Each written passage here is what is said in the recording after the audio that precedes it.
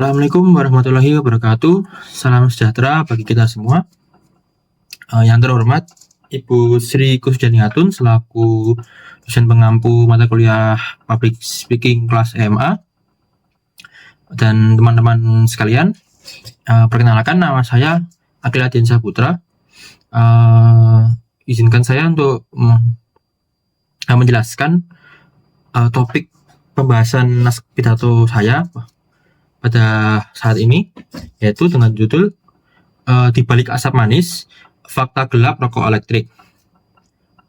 Jadi saat ini saya akan membicarakan tentang fenomena yang mungkin sering kita lihat di kampus, di kafe, ataupun di jalan, atau juga di taman media sosial kita, yaitu mengenai rokok elektrik atau disebut vape atau vapor. Rokok elektrik ini sendiri sering digambarkan sebagai bentuk alternatif yang lebih aman dari rokok konvensional atau rokok tradisional, dengan bentuk yang keren, lalu memiliki banyak rasa. Tetapi apakah vape ini tuh benar-benar aman, atau justru sama berbahayanya namun tak banyak orang menyadarinya?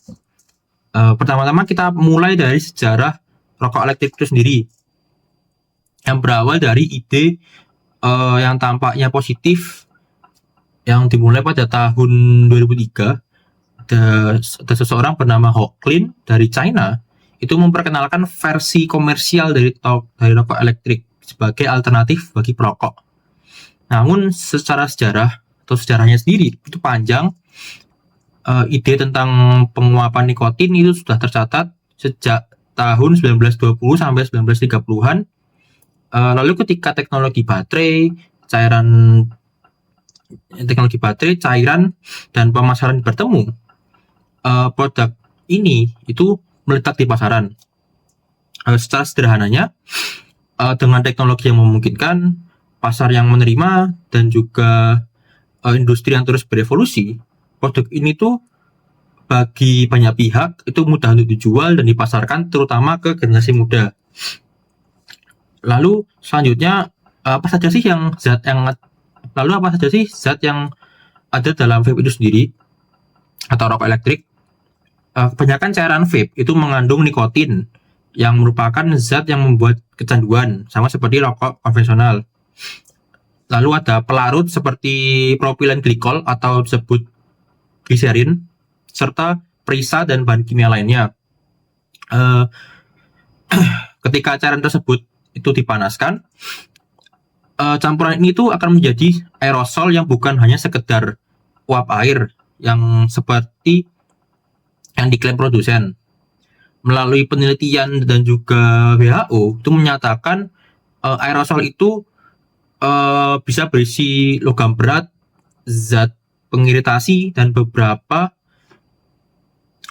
bahan yang punya potensi karsinogenik, yang berarti atau artinya walau tidak ada pembakaran seperti rokok tradisional atau rokok tembakau, bahaya kimia yang terdapat di dalam vape itu sendiri itu sangatlah nyata. WHO sendiri bahkan menegaskan bahwa e-cigarette itu tidak aman dan harus diatur ketat, baik regulasinya maupun peredarannya, terutama untuk melindungi anak dan remaja. Lalu dalam artikel CDC yang berjudul Characteristic of a Nationwide Outbreak of E-Cigarette or Vaping Product Use Associated Lung Injury, itu menunjukkan adanya kasus cedera paru-paru berat yang disebut EVALI di Amerika pada Agustus 2019 hingga Januari 2020, dengan ribuan orang dirawat serta puluhan meninggal karena kerusakan paru-paru setelah memakai produk vaping tertentu.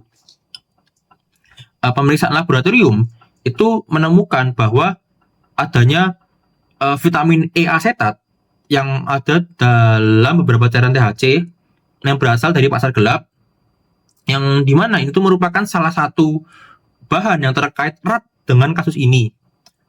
Melalui kasus EVALI ini mengingatkan kita bahwa produk yang terlihat aman di tangan seseorang itu bisa berbahaya apabila bahan dan juga asalnya itu tidak diketahui dan tidak dikontrol. Lebih lanjut lagi,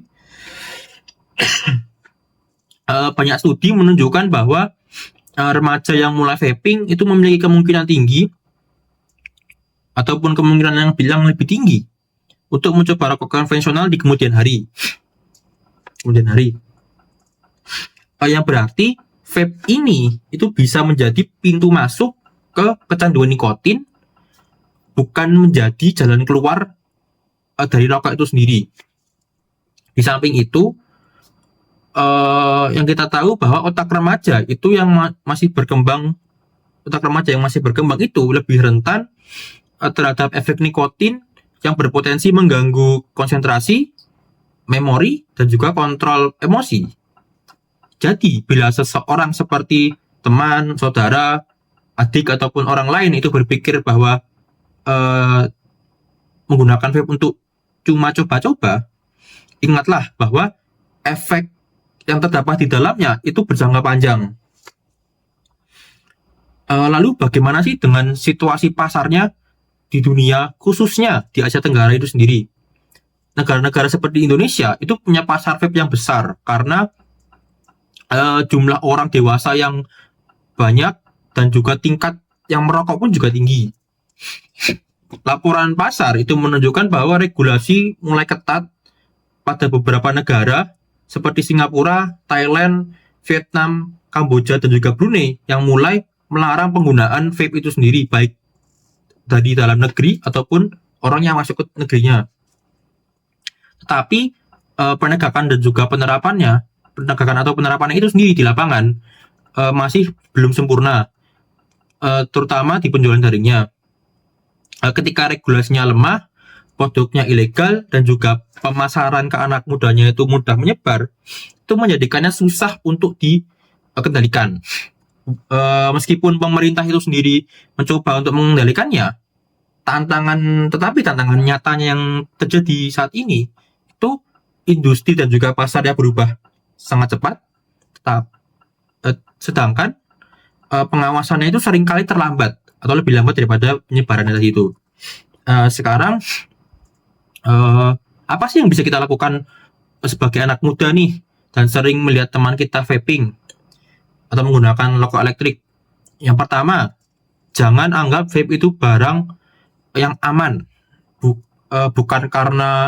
Bukan hanya soal rasanya yang enak, tetapi soal zat aktif dan bahan kimia berbahaya yang masuk ke dalam tubuh. Kedua, kalau kita menggunakan vape dan memiliki tujuan untuk benar-benar ingin berhenti merokok, ada opsi yang terbukti aman seperti terapi pengganti nikotin yang diresepkan atau dikonseling dengan dokter atau tenaga medis. Lalu yang ketiga, jangan bergantung pada produk konsumsi yang belum jelas seberapa aman dan terkadang dipasarkan untuk keuntungan industri. Yang ketiga, dan yang paling penting, itu bantu teman yang mau berhenti dengan memberikannya informasi, bukan ejekan atau hinaan.